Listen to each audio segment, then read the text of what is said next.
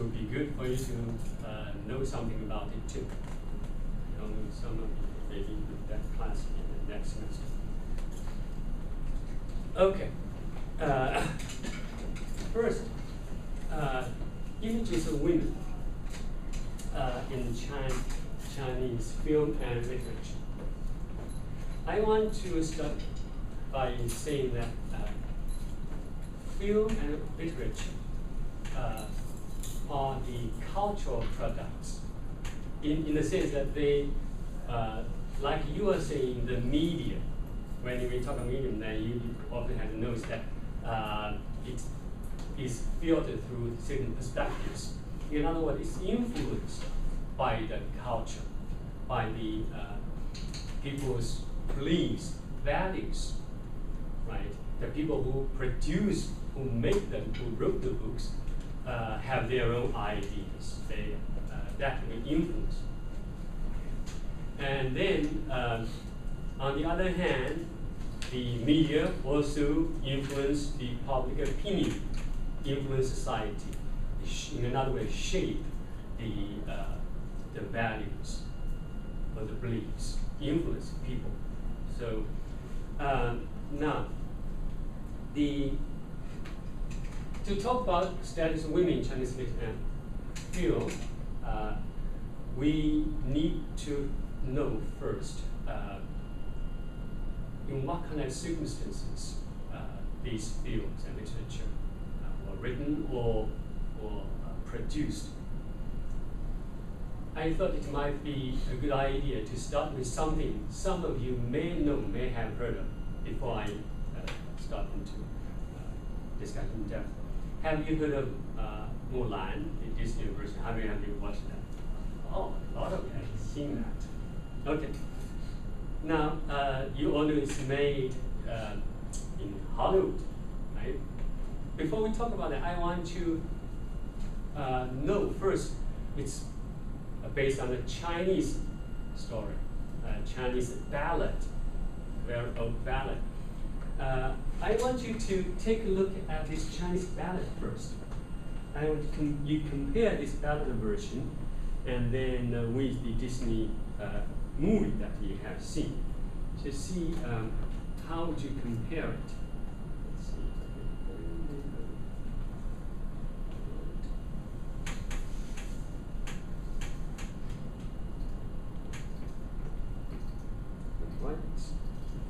Okay, can you see that? Maybe take a couple of minutes to just quickly go over this. Well, I have some hard copies here. You can take a look at too.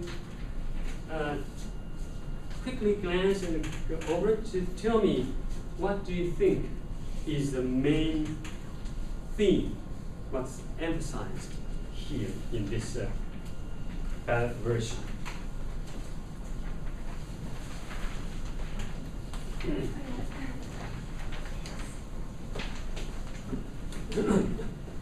Yes.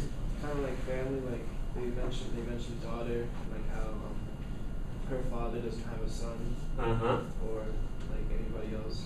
Yes. Or no, and Mulan doesn't have an older brother.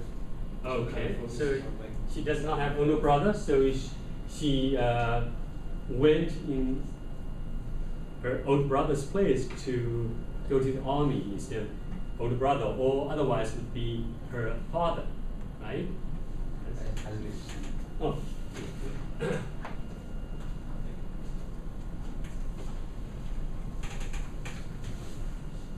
So that's what she was saying. So in the army in father's place, and then the next part talks about how she prepares by staff to prepare to go to the army for the battle. And then, look at these lines. Okay, the battle scene was sketched quickly. At dawn, she takes leave of father and mother. In the evening, camps on the yellow river's bank. She doesn't hear the sound of father and mother calling. She only hears the yellow river's flowing water crying, "Chi Chi." Now, and then the next line, she doesn't hear the sound of father and mother's calling. She only hears, etc., etc. You see, the father and mother has been mentioned many times throughout, even in the battle. Although he does not hear father and mother's calling concerning where is my dear daughter. In talking about she does not hear father or mother's calling, actually what is conveyed is she was missing her father and mother. Right? So, and what I want to, we don't have too much time to put in details. And when father and mother hear daughters is coming home, etc., etc. So what comes out of this original ballad is the filial piety. Yes, maybe the word. What that what's the yes. The importance of family. Importance of family. The daughter's love for the parents. She wants to fulfill the obligation of a brother, but as a daughter, she also wants to do something for the father. Filial piety. That is the foremost important thing in this ballad. Of course, it's not to say there are not other. The girl going to army itself, the action itself, has stepped out of the traditional boundaries for the girls. But it's dormant. You can dig there. But what comes out foremost is filial piety. Now, if you have seen Disney version, have you seen that? Let's see if I can play a short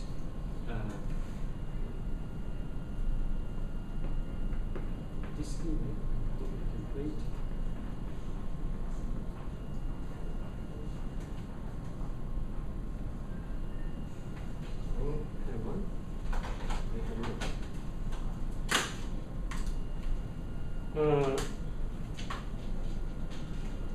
What if you haven't watched it? Suppose you have watched it. What are the things that strikes it, comes to mind? Filial piety is there, right? But what else that comes out actually if you watch this the movie? What about the girl? Yes. Overcoming like gender roles. Overcoming gender roles. Very good. What do you mean by overcoming gender roles? Like women. That's a good word. Good word. Like women in the movie or in China at the time weren't seen as like fighters or people who were supposed to be in the army. Yet they went to the army anyway. Despite her father and mother's wishes. Wait, I'm sorry. How do I continue to?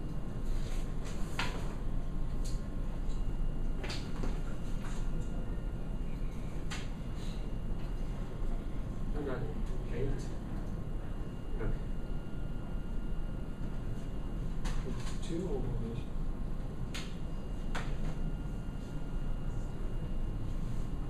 There should be a way. Okay. Let me try to find a place.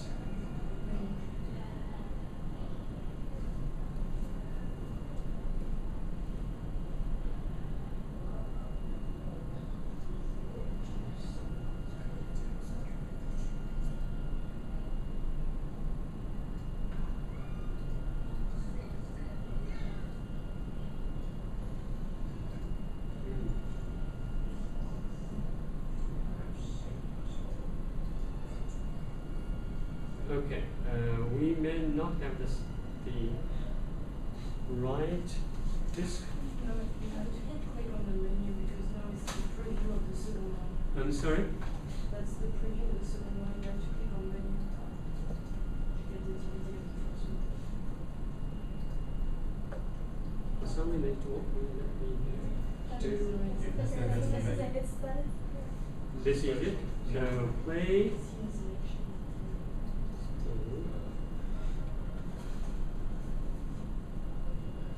Be able to move. If you go back and go to see selection. I'm sorry? if you go back, you could go to scene selection. They would be easier. Now I know exactly minutes, but I want to drag that to the exact minutes. But it won't let me do that. It was different from on my computer. Okay.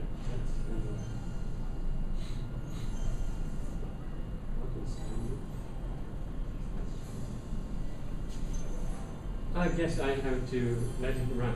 But I want to follow up the gender roles. What jumps at you is one of the, for me at least, is one of the things where she talks about pondering about self. Who am I? Looking in the mirror, dancing around a pond. Do you remember that scene? And then she explicitly asks, who am I? And that female sense of self, individual self, comes out, jumps at you. Question, who am I? Would I be fitting into this role, gender role they subscribe me? And that question is there. Let's forget about this. I want to move on. So, in a sense that this Disney version has been has introduced into, has added or emphasized, enhanced whatever the little bit the breaking of the gender roles, magnified it and enlarged it, emphasized it.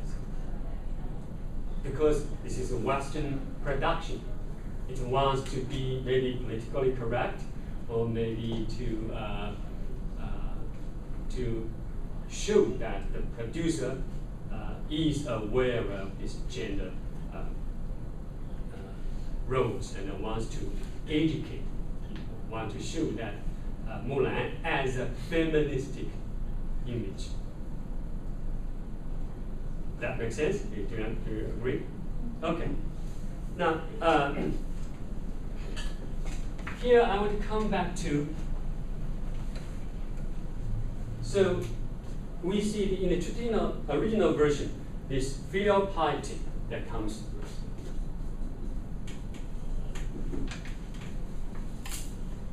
And then you have the Western version of feministic impulse injected into this. Let's come back to this, because I'm going to talk about this traditional image of women in Chinese film and literature. And why do you think that filial piety is the emphasis in the original ballad? Because of the religions there and the culture, like Confucianism. Yes, Strong access. because it's reflecting the traditional value, the people's beliefs in the traditional Chinese culture. Now, how does the traditional Chinese culture define woman? What kind of notion the traditional Chinese culture have about woman? That's something we need to think about it first.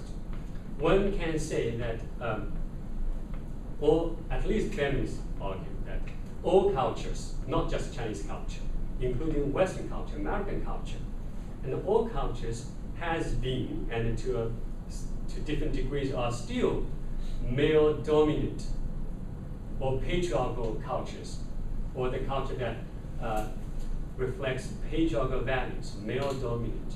In other words, the women are sort of biased against, repressed or suppressed. Specifically in Chinese culture, in terms of defining woman, there is this what is called the 3 obediences.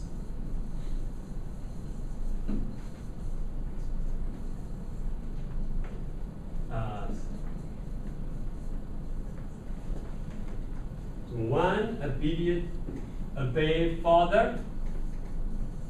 2, obey husband. 3, obey the son when husband died.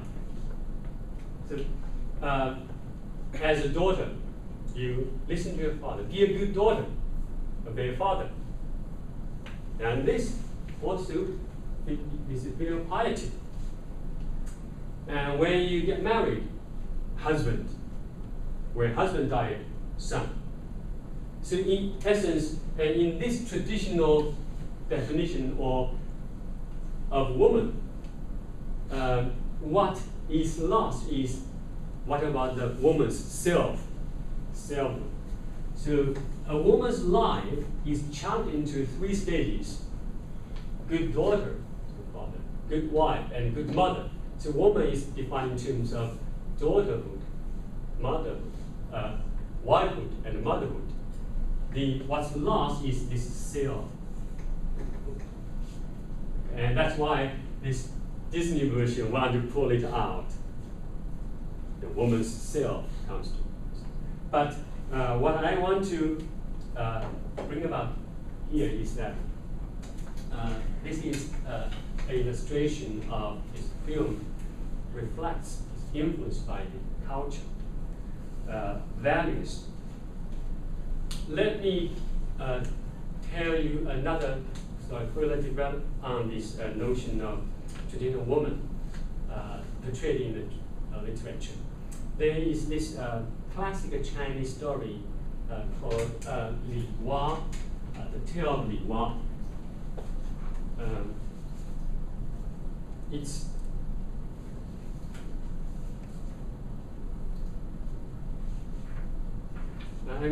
I'm here. Oh, wait. There. But Li Wa is the name of a girl. She is a prostitute. Now the story focuses on a young scholarly man from a rich family, embarks on a journey to the city to enter what is called a 进士 examination. In the old times, for a scholar to secure a position, you go to the city to take the examination, and then you will be assigned to a certain post according to your scores. So this is the way they are supposed to secure the name for their family, to pursue their political career, to glorify family name. Now this young man from the rich family goes on the city, and before he settles down, and he was walking with his student on the street, and then he sees a beautiful lady,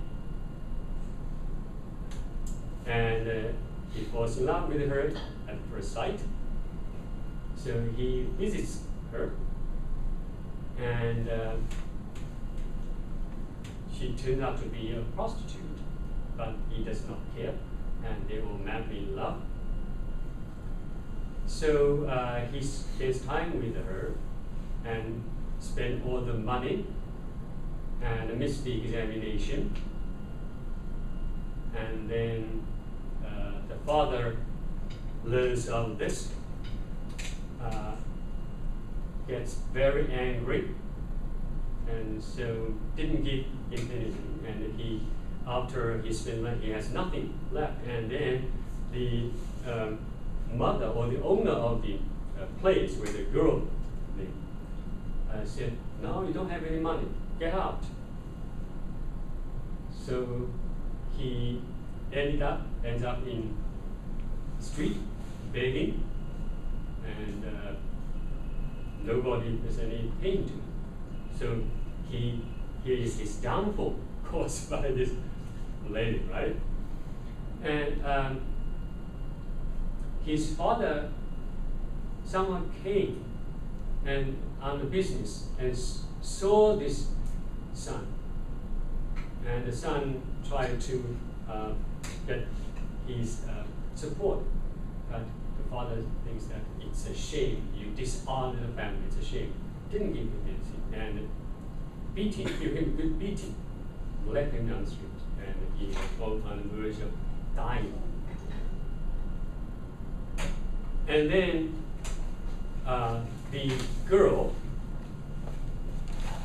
sees him, takes pity on him, and so she used her own money to buy herself out, and so she took him in and nurtured him back to health, back to life, and then sort of convinced him you should focus on your study and take the examination, which he did, and he took the examination and got a good score and was assigned the official position.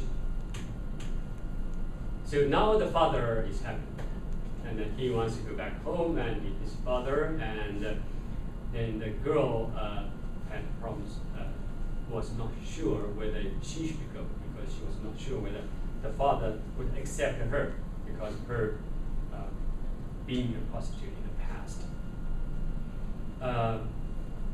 But eventually, it's a happy ending. Father accepted her because she brought his son back to life and nurtured him back to life, and etc. Not only that, and she already gave him the sons. So in essence, she has been a good wife and a good mother. And the end of the story that she raised good sons and who ought to not be good. And in the beginning, the reason she did that to the young man, because she was a prostitute and she was listening to her mother. Okay. So now here's the story. This is the gist of the story. Now can you tell me what does this story do? If in terms of what does the story teach us? What's the message? What's the moral in the story? Is it a song singing praise of this woman? What does this story tell us? It's a good patrol. This is a bad girl becoming good, right? So is this story, say, good portrayal of women and to promote women's point of view, or? I feel it shows you that you can go from the very bottom to the very top. It's possible. It's possible. Okay. I feel like at the same time, she went to the very top. Went to the very top because of a man. She needed a man to go up still. Okay. Yes. Maybe I will leave a little bit of time for you to raise questions at the end. Yes, you're right. But also, fundamentally, think about this is a story of a bad girl to good. And in the beginning, one can read this story as the man's fault was caused by this girl. Okay? And she was accepted only because she has been nurtured this guy to the health, amended her wrongs, but also becoming a good wife that traditional value define what is good, and then being a good mother. So remember what I wrote on the blackboard, the traditional definition of a good woman, good daughter, which she was. Listen to the mother being a prostitute. The mother was not her own mother. And then being a good husband and good mother. You have some questions? Thinking about the fact that the mother was, she had to disobey her mother to be a good wife and a good mother for her. So in essence, this is a story that sort of consolidates the patriarchal value. definition of the woman we just talked about. Right? And I also want to caution again here. It's not that just the Chinese story goes like this. You will have if you read Western literature film, there are a lot of are the same, and particularly those were written or produced by male writers, male authors, or the directors. I want to briefly mention one book some of you may know, written by Nathaniel Hawthorne, Scarlet Letter. We have Scarlet Letter, yes. And it's also basically the story of a bad girl become good.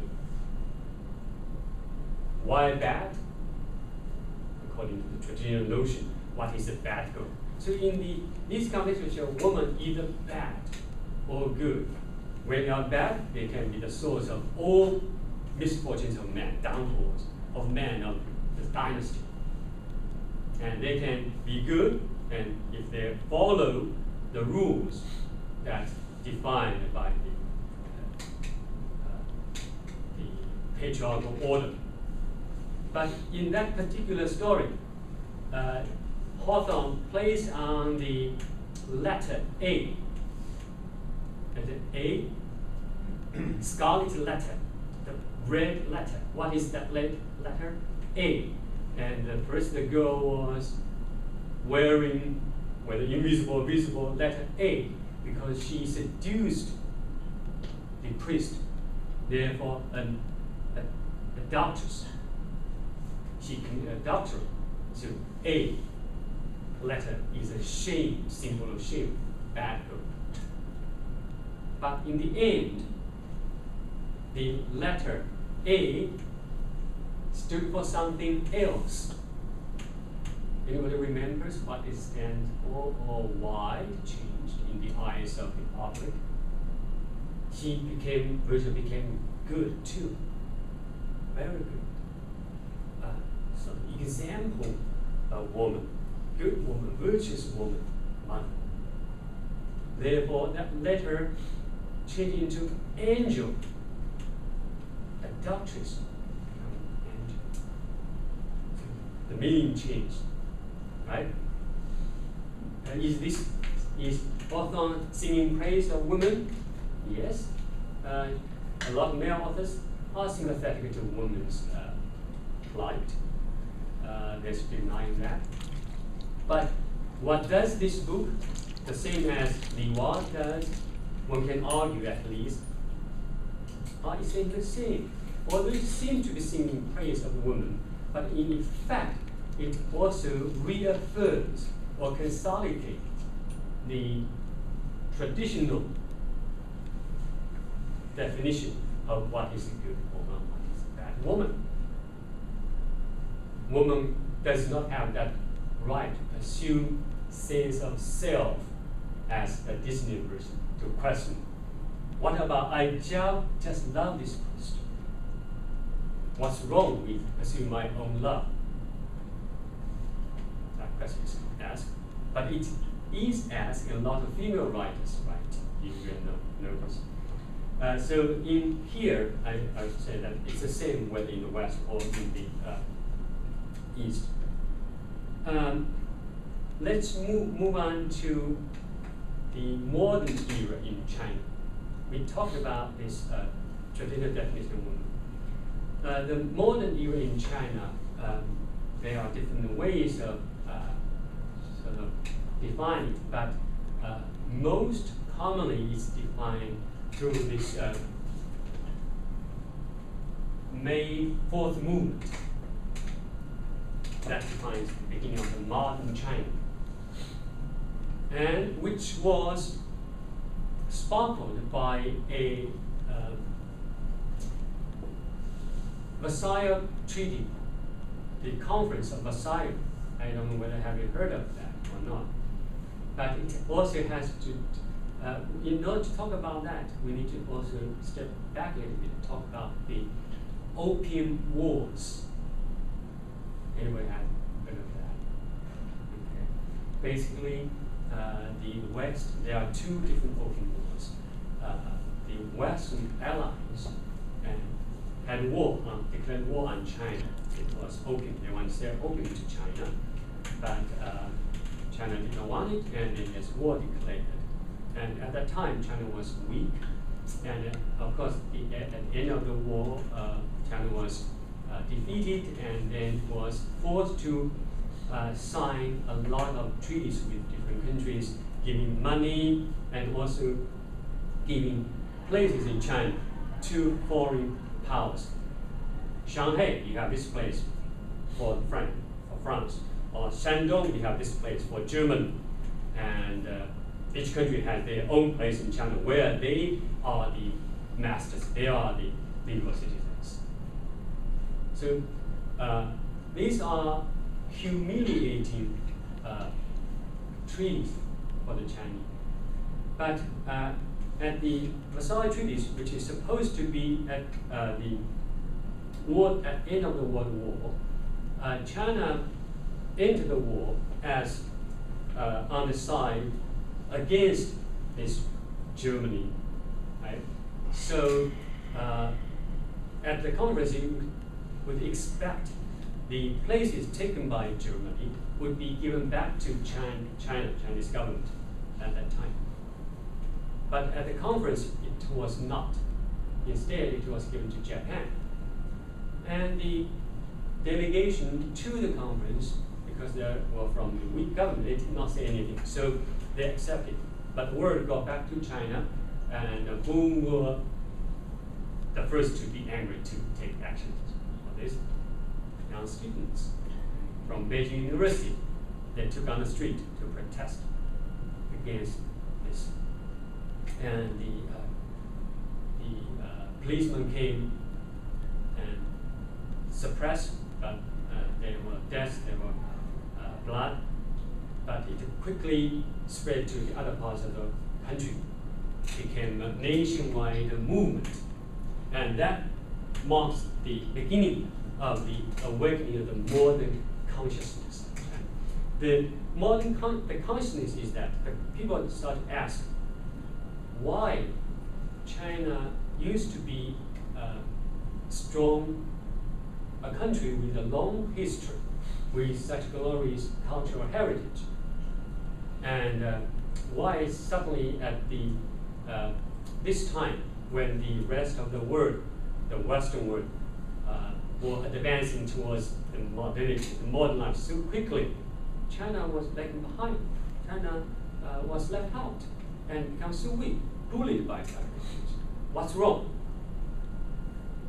So, and the answer one, because the Confucian, the traditional values, ask us to be good sons, good daughters, obeying this, obeying that. The traditional cultural heritage, glory, has become a burden.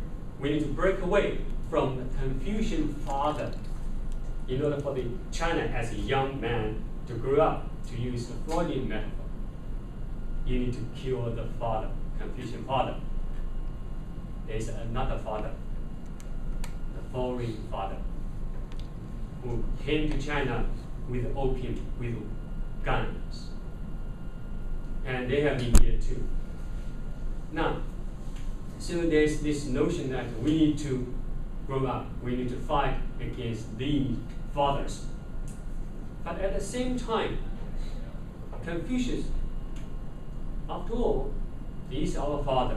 We are connected. The foreign father, yes, they brought opium, they brought guns, they brought humiliating treaties.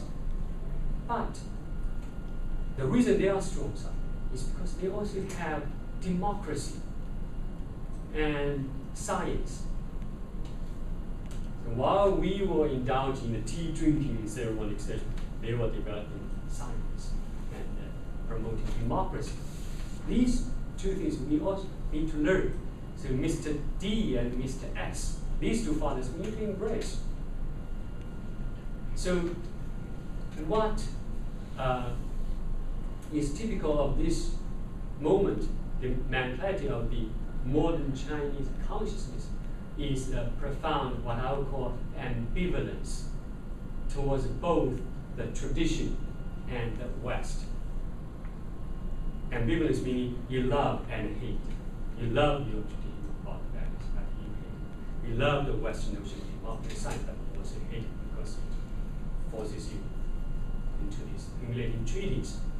So this is the fundamental cultural background. Now let's talk about images of women in the literature.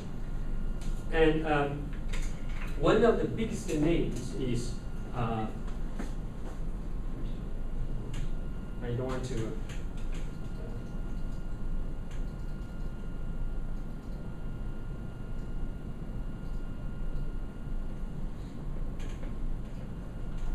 is Lu Xun, almost like the icon figure of this. He, our library has a video of his New Year sacrifice based on his story. But basically, in what he writes, particularly in this story, that a woman has become a symbol of the country, of the nation, that is suppressed by the traditional values, who has bought into these values. And we need to awake them, we need to enlighten them. So the woman has become a symbol. And also there's, along with that line, the communist literature film continues with that.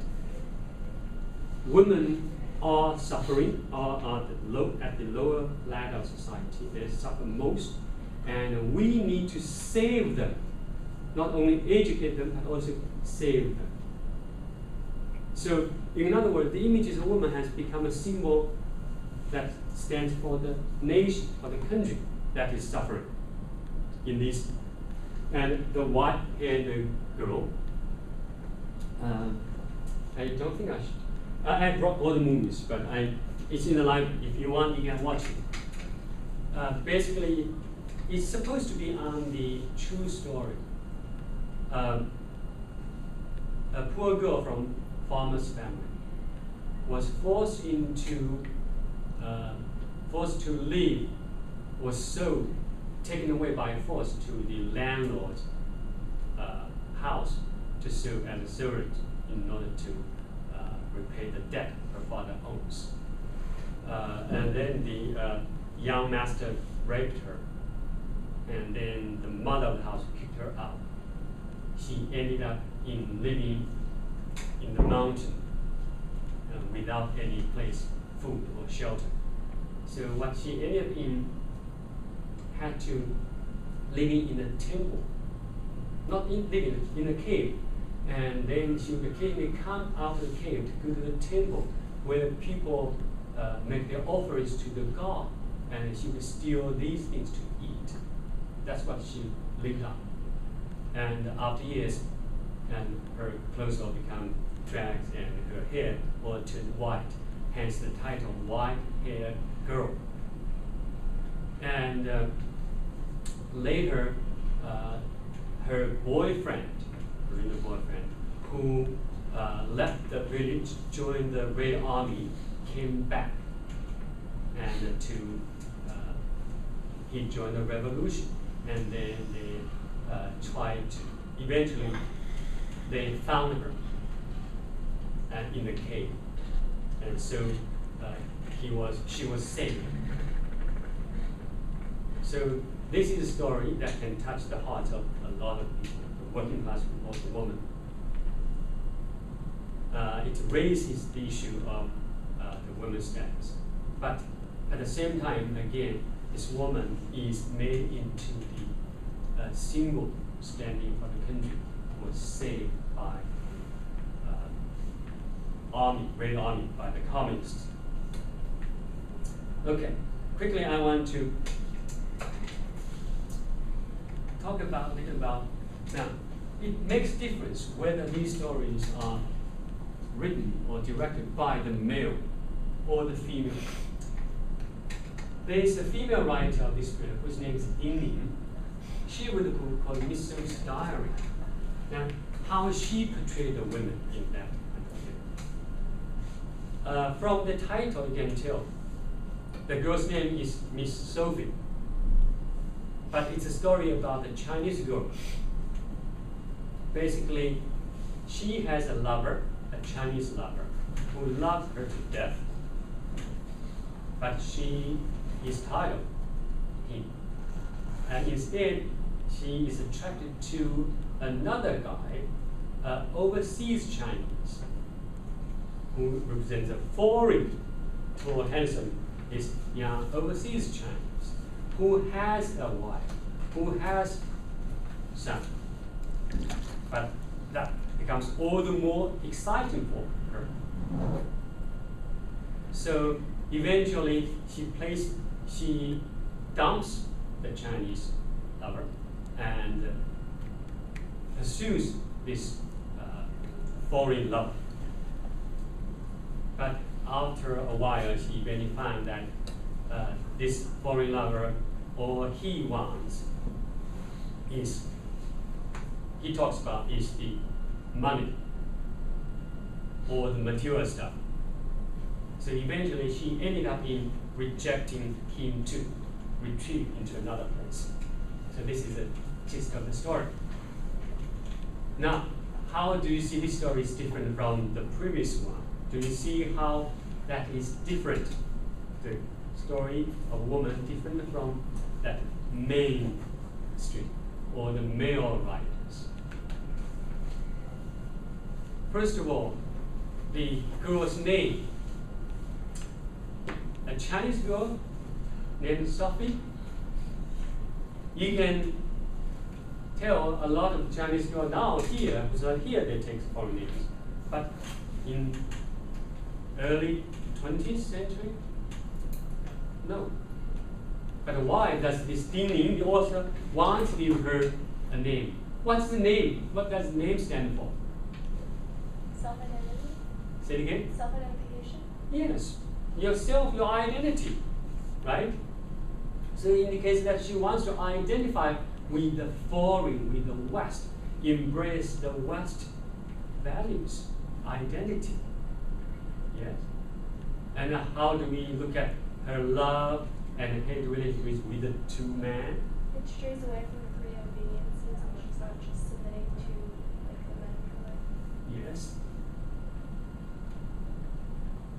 Yeah, because the Chinese love her or they love her very much, but he stands for the Chinese tradition, and so she loves him as a brother, but not as a lover. But this one, although he's married, but that allows herself, her female desire, to come out. Why girls always have to pursue? You pursue me, I don't like it, but I want to pursue my own, follow my own will, my desire, myself. That's why she pursues that foreign person. So in this story, basically, you have this girl, on the one hand, who has this mentality of this modern Chinese consciousness, right? He can be standing for the country, but the country in a different light. The country that loves and hates Confucian thought, rejects men in the story, and embraces the West. But at the same time, the girl herself, female self, feminist impulse, if you may, comes out to the front. I don't think that we can cover all. What time? And they need to leave at 12:30. What's the time? 12:25. But we have the room at 1 o'clock. We have the room, but what they, And if they, yeah, how many of you do you have time to stay here? Yes, we have, okay, yeah, if you need to leave, you can leave. So maybe I can just try quickly continue this. So this is about this, the early 20th century. I'm going to this is because it's hard to talk about all this. Just give a sketch line. The mentality of this modern Chinese culture is embrace the West, but at the same time suspicious, love the traditional culture, but at the same time reject. Okay, in the male's writing, it's basically women stand for the name suffering. We need to say enlightened. But in females, in addition to that, you have this more complicated ambivalence, and also the female sense of self comes up. Now let's move on to the postmodern. Modern. This is a play on words. I don't know really you get it. Communist era, you all heard of communist era, Cultural Revolution, etc. Particularly Cultural Revolution era, the ultra-leftist policies had inflicted tremendous psychological wound on the Chinese people, and a lot of people died during that period. High school students were sent to the countryside to learn from father's parents. I was one of them. And then a lot of people were labeled as capitalist roaders into a chaotic period. And a lot of people died, and a lot of people suffer psychologically because they cannot keep politically correct, etc. So that was a chaotic period. And all the literature and film get is sort of propaganda. But move beyond that. After Mao or even Deng, Chairman Mao and Deng died, what happened? You have what is called the scar literature movement. After the Cultural Revolution, people start to reflect about this Cultural Revolution, communist policies, how they have inflicted wounds, made people suffer psychologically. Okay, so re-examining. So that's why the name of the literary movement, the wound literature or scar literature. One of the well-known book is called Half of Man is Woman by the author Zhang Xianliang. From the title, these are all translated in English. You can again tell this author is very sympathetic woman.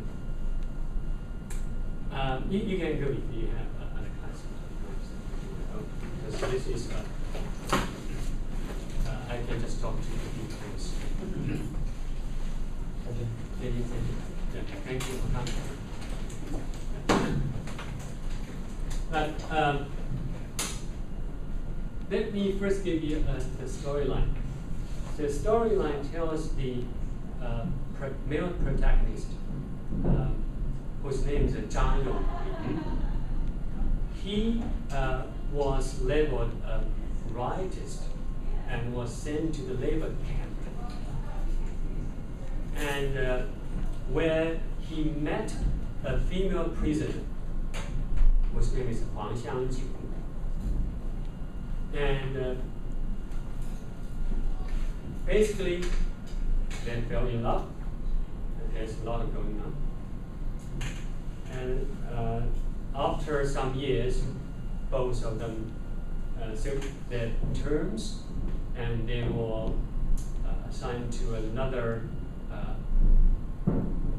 place, which is different from the prison. It's not prison.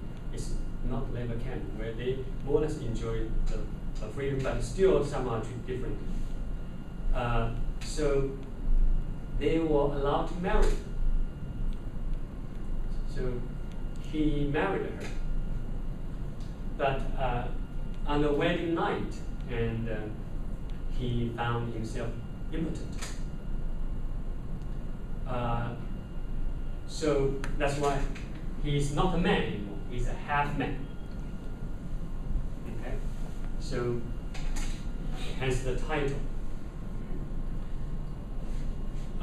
The later, they were still madly in love, but they were good to each other. But the fact is that he cannot just be a man, a husband, perform his husband duties. And eventually, Huang, the wife, had an affair with the party secretary, and which made him all the more depressed. So this went on for a long time, and she tried every means to nurture him, but it didn't work. But one day, there's a big flood, and so the whole village was in danger. So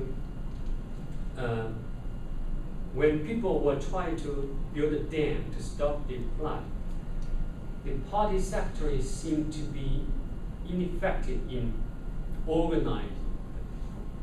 At this moment, suddenly Zhang Yonglin, the man, and become very capable. He organized, well, you do this, and he himself jumped into the water to stop the hole that in the dam that, if not stopped, would otherwise break the whole dam. So he jumped in and stopped it, and was deemed as a hero. So this event is pivotal event that some restored his sense of assured sense of self, man, authority, and he was deemed as a hero. And when he got home, she treated him with some ginger tea with sugar, and massaged him and sing all the praise of him. And suddenly he found himself become a man again. So he could perform his husband duties, and he even savagely abused him, to say it in a way. But since then, he became a man. Okay. So life goes on, but as time goes on, he somehow still remembers her infidelity, and there's some, and she promised you not to let any savings. But eventually, he is intellectual, and he lives in the outside world. The Cultural Revolution is over, and he started to think about feeling the impulse of the time. This place interests me. He wants to go somewhere else. But what about the woman? So eventually, they divorced. And this is all, he is very apologetic and sorry, but he had to do what he had to do. And this is written, the story is written in the tone that he regrets what he has to do. So this is story half. He's saying the reason that I become a man is because woman. So half of man is a woman. And yet, what pig I have to live. This I am told, but this is a story. And why this story? Now, how do we read this story? This story, of course, is a story that sort of we think about the Cultural Revolution, the wound that Cultural Revolution has inflicted upon the people. And that psychological wound made him impotent, simple. And it's because woman that helped him. So, to me, we can read all this into this. But from a feminist perspective, this is still seemingly singing the praise of the woman, but actually the whole thing is centered around the male story. are you with me? And she is there to first testify to his impotence, and then testify the fact that he has recovered his memory. What's lost in this is how she really feels. Her sense of self, and it's lost. And that part of her story is sort of consumed in his desire to tell his story of his personal story or his regret. In telling the bigger story or the master narrative of this wound that cultural revolution has inflicted upon people. That's what he wants to tell. Are you with me? But that side of the story of hers is lost. So you're reading this, on the one hand, if you read this way, you can feel richer, make the literature richer. Okay. I need to wear time. What's the time? Should we read some? 12:37. Maybe we should ask some questions. Sure, or you can just finish up one other story and then at 45, another 5 or 6 minutes. And then Maybe let's skip about this red sorghum, which is another root searching literature. Maybe just quickly. Okay, this is literature. And then after that, in China, in the 80s, and people have thought about the Cultural Revolution. Okay, now, what is Chinese culture? The communist culture, Cultural Revolution, negated, said that the Confucian tradition is not good. It replaced by the communist culture. But after the Cultural Revolution, that culture is not good either. That only inflicted wounds upon us. So, traditional culture, we need to, yes, but we need to question about it. The new communist culture, we need to question about it. So what is our culture that we need to embrace?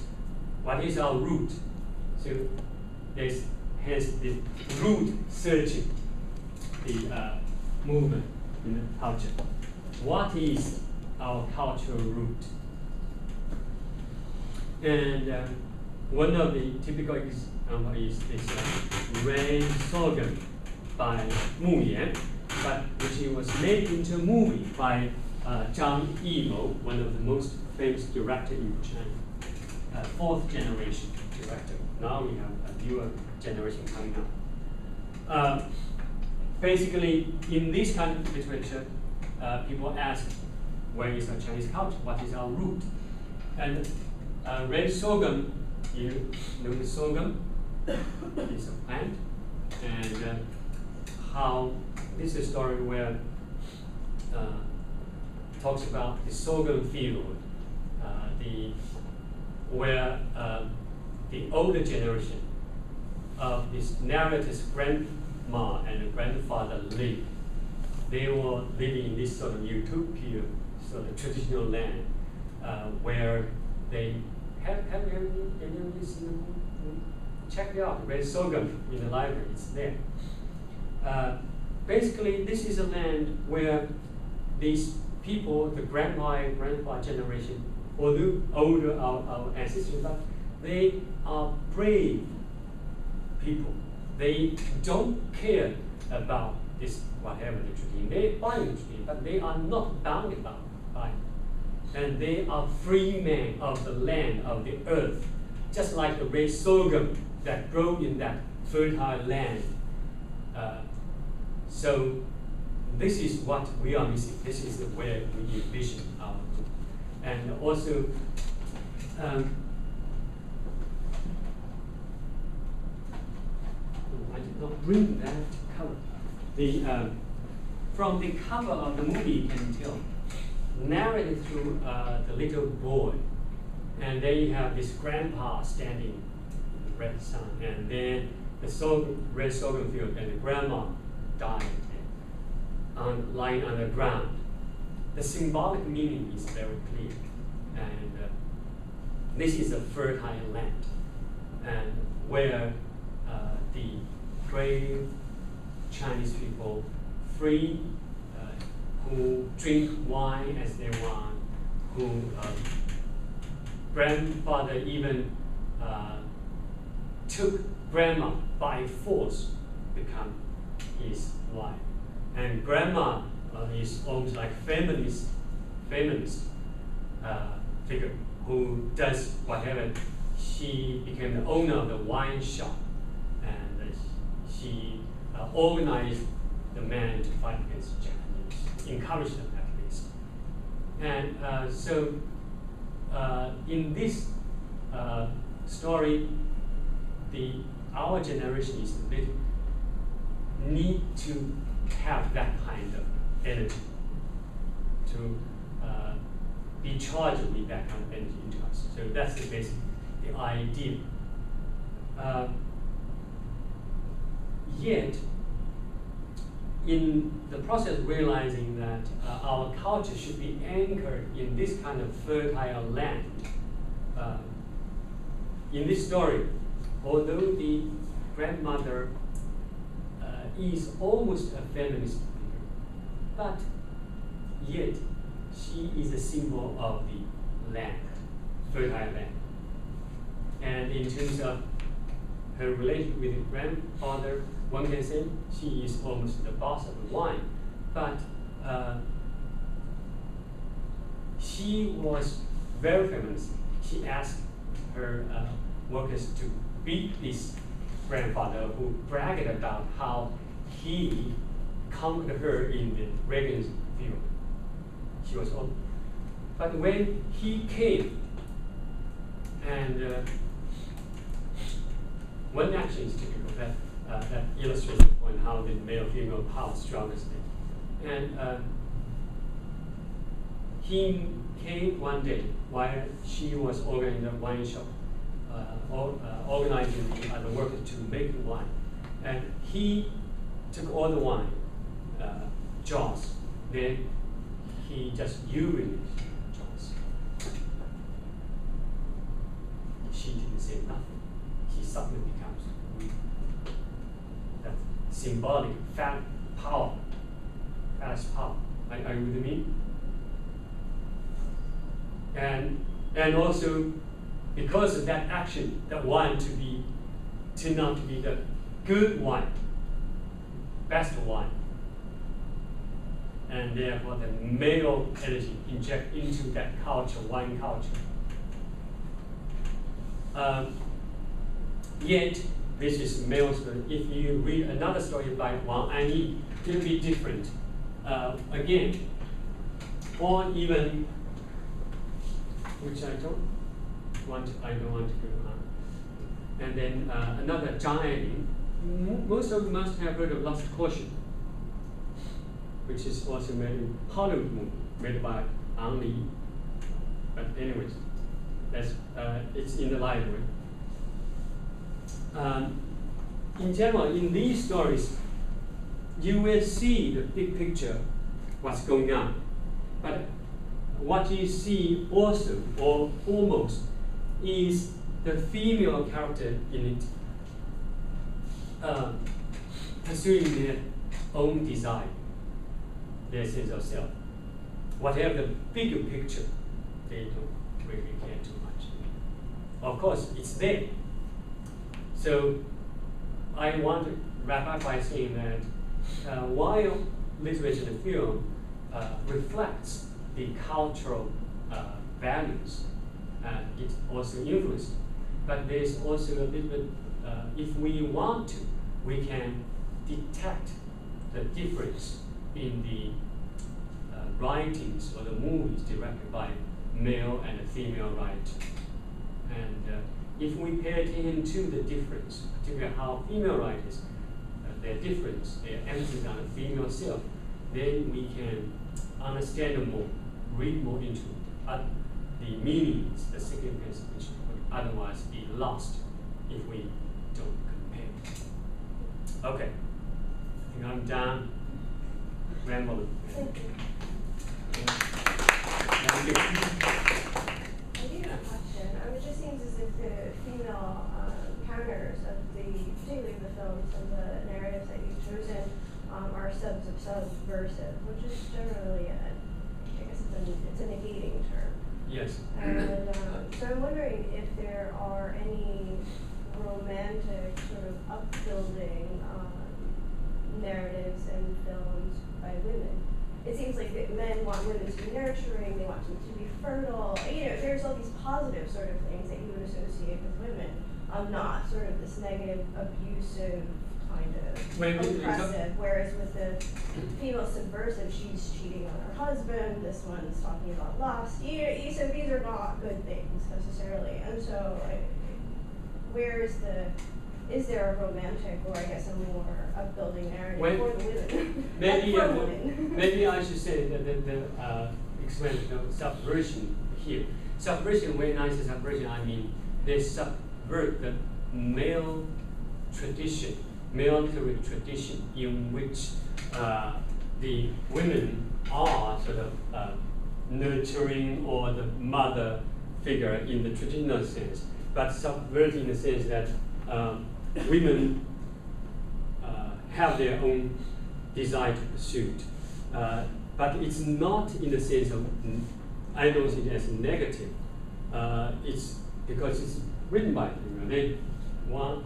Whether Wang An or Ding, the story of that girl pursuing the overseas Chinese and rejecting the Chinese is not treated as a negative, as a bad thing. It's what you see is her dialogue with herself, her inner thought, her sense of self, what she's thinking. Okay, so it's instead of judging, yes. A micro perspective, personal versus, this nurturing woman versus the fertile land, which is a very broad macro. You can say it that way, but it's not just a macro or micro. This into herself, for example, the Dinglings, the sophists, rejecting the Chinese lover, embracing the foreign lover. On the one hand, it's the girl's individual pursuit of love, but on the other hand, it is a national consciousness. It says because that's why before I talked about it later, this May 4th movement, that at that moment that there is nationwide sort of consciousness to thinking the Confucian ideas, traditions are outdated. That's what arrested or stopped us from advancing towards democracy and modernity. We need to, it's our father. The girl, I love him, but yet as a brother, not as a lover. I embrace the Western. It's not that I'm a bad girl, but I'm just loving. But it's reflecting the bigger general consciousness of loving for the new, for the Western stands for the democracy and the science. But it's all big picture, right? So it's both the master narrative and individual narrative. Do you see what I mean? So in the male right, oftentimes, it's mainly the master narrative, the big picture. But in the female, you have that. It's not to say that they totally get into the individual, so macro narrative. Yes, in a sense, but at the same time, it is also the big narrative, but through a different perspective. I don't know whether that answers your question. Yes, it does. I just have a question because I'm familiar with Yeah, you do a lot of this. But I'm just curious, are there narratives that you would suggest or that talk about even a more modern approach or writers who are now utilizing culture and the cultural norms to express what is now changing or what's now happening for feminists within China or the Chinese society? Yes. It's hard to really summarize based under what is called reform literature. But we are still in the process of how to define what does that mean, or the contemporary, when is contemporary. there are a lot of new books and movies or TV series in China now, and it's still in the process. Theoretically, it's still in this process of being sort of how do we come to understand and categorize, if you may, into whatever term you use to govern this. It's some people say, why do we need to? If you want to talk about the specific, just talk about specific movies. And I don't have a good term to describe that yet, but there are a lot. Younger generation, Zhang Yimou, I talk about fourth generation directors, and you have fifth and sixth generation, and they are doing experimental movies and writings. This reminds me some of this. How do we think what is considered as highbrow literature, what is pop literature, and the demarcation between these also get merged. And oftentimes, what gets translated into the West are the ones that can sell best, that has deal with this the modern goods, the design, even the drugs, the sex, etc. I don't know whether these are new. Some people don't consider this as serious literature. Some people say, hey, what is serious literature? What is popular? We need to rethink about.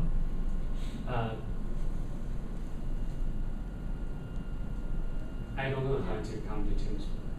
No, I mean, it's a fair answer, you know, what you said. Any other questions?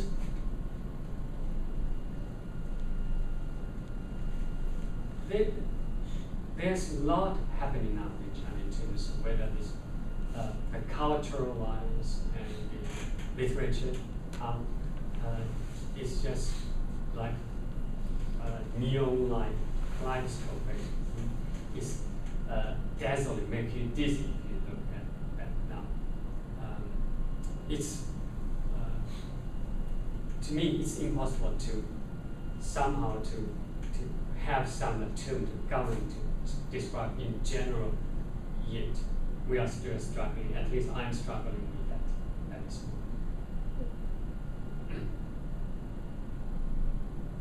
It'll be interesting to come back to, like you said, because so much has happened in China. You know, to come back to review the literature and to have an opportunity to kind of reflect upon how that literature is basically a reflection of what's happened in the culture over time. Yeah, when we talk about this, this is already talking about postmodern. It's the era already, and reform. Some people try to come up with reform literature, the term, and how do we categorize that? And it's still in a debate. Thank you. Okay. Very much. I have one more question. Yes. Sorry, no, just one more. Are any of these authors or directors, are they all from mainland China, or any of them expats studying in the United States or in Europe or anything? Zhang Xianliang, I think he went to France. He's living in France now, maybe with other books. And Zhang Yimou is a Chinese director. He still lives in China. He has directed a lot of movies. He cooperated with Liang, and he has made a lot of movies that have won a lot of international awards. He is also the one who directed the 2008 Olympic game in Beijing. The whole show.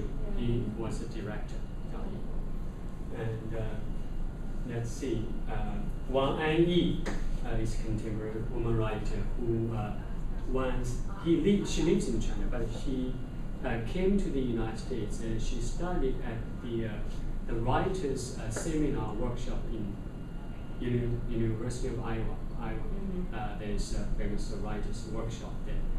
A lot of famous writers go there sometimes for the seminar. I don't know whether she has been there more than once, but at least she has been there once. But she lives in China. Zhang Ailian, but whose name in English is more better known as Eileen Chang. And she actually, she is a very interesting person. She lived in the United States, died not long ago, and she, this is based on her story, 色戒, the same title. But Li Yang, the movie director, Taiwanese movie director who worked in Hollywood, made a movie based on this. It's a really, this is interesting. She wrote it in, the story actually took place a long time ago, but she wrote it later while she was, I don't know whether she was in the United States or somewhere when she wrote it. Yeah. And for this story is really something. It talks about the girl who was supposed to assassinate the male character, who was the secret agent of this puppet government of the Japanese race. But instead, she falls in love with this guy, and so that's a fascinating story, and that again that tells a big picture, but also subverts that imagination. Yeah, is that what you? Yeah, most of them are in Ding Ling. The first author I talked about, Lu Xun, is an icon. He died. He's Ding Ling, and she died not long ago. She died too, but she was a native Chinese. Although she wrote that Mr. Style. Yeah. Okay. Thank you very much. Thank you.